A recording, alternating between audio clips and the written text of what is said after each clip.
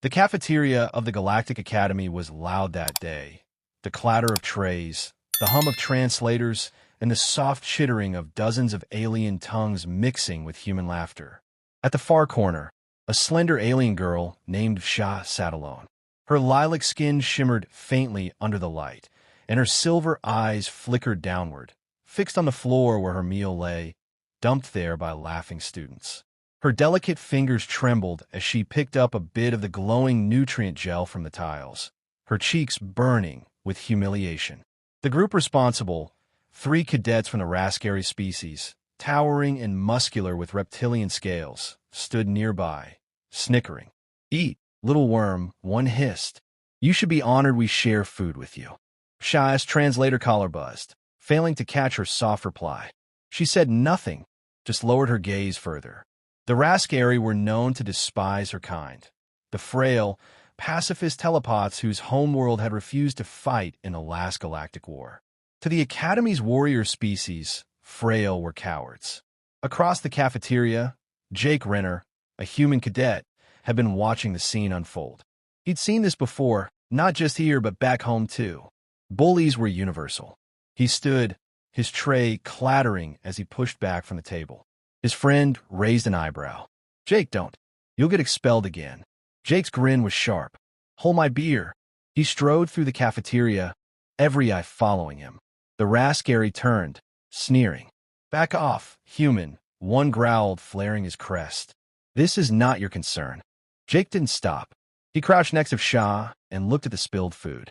Without a word, he took her tray, set it down beside her, and scooped up the food from the floor. All of it. Then, still crouching, he began to eat. The entire cafeteria went silent. "See?" Jake said between bites, his voice calm but loud enough for everyone to hear. "Not poison. Tastes fine." He looked up at the bullies with a crooked smile. "Guess now you're gonna eat too, right?" The Rascary hesitated. Their pride was challenged in front of dozens of species. But humans were unpredictable. Half insane, most believed. One of them snarled, "You mock us." Jake stood, his grin fading. "No, I'm teaching you manners." The first punch came fast, a Rascary claw sweeping at his face, but Jake ducked, grabbed a chair, and swung it upward. The sound of impact echoed through the hall. The alien stumbled backward, stunned. Another came at him, but Jake kicked him straight in the gut, sending him sprawling across the floor. Security bots whirred toward them, but it was already over. The bullies lay groaning, and Jake stood over them, breathing hard, blood trickling from his lip. He looked at Sha again, his expression softening. "Next time," he said, "eat at my table." That moment spread like wildfire through the Academy networks. The recording, because of course someone had filmed it, was titled, "Human Eats Floor Food to Defend Frail Girl." Within hours, it had millions of views across the galaxy. Humans had a reputation, adaptable, fearless, reckless. But kindness? That was something most species couldn't understand. For them, empathy was weakness. For humans, it was the reason they survived. Later that evening, Sha found Jake in the infirmary, his face bandaged.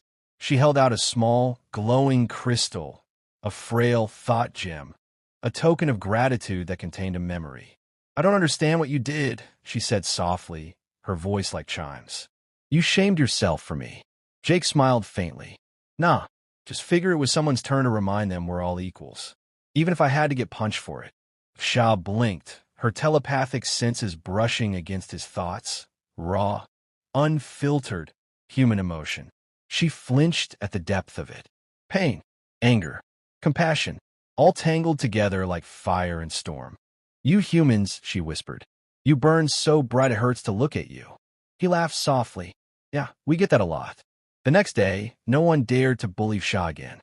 She sat at the human table, eating in peace while Jake joked with friends, his bruises fading but his grin unshaken.